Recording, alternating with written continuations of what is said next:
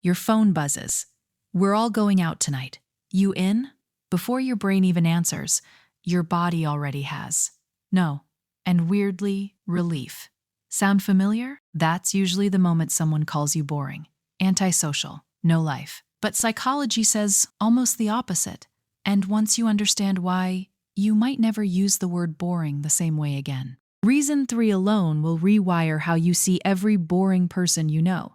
And the twist? It's not about them, it's about you. Start with the simplest one. Some people need a lot going on just to feel normal. Noise, people, motion. So they go looking for it. Other people are already running at full volume on the inside. For them, a loud party isn't fun. It's just too much, too fast. So staying home isn't hiding from life.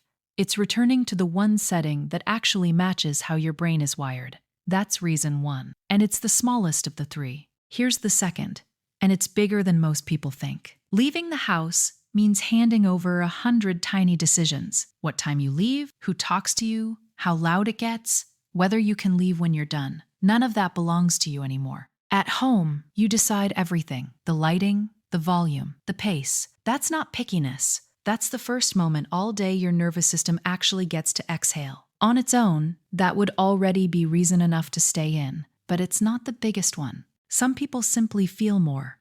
A flickering light, background noise, the tone in someone's voice. It all lands harder for them than it does for everyone else. There's actually a name for this. Psychologist Elaine Aron calls it being a highly sensitive person.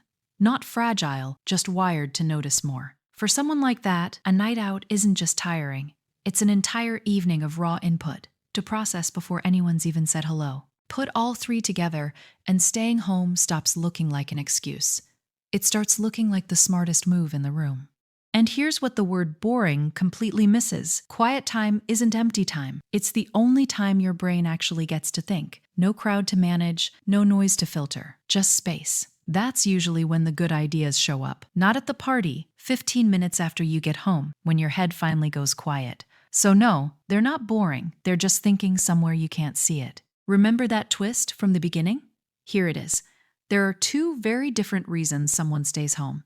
And from the outside, they look identical. One is peace. The other is hiding. Peace feels like relief the second you picture staying in. Hiding feels like relief for about 10 minutes. Then guilt creeps in, or just a flat, restless feeling underneath it. Peace doesn't need an excuse. Hiding always has one ready. If home has quietly become the only place you feel okay, that's worth being honest with yourself about.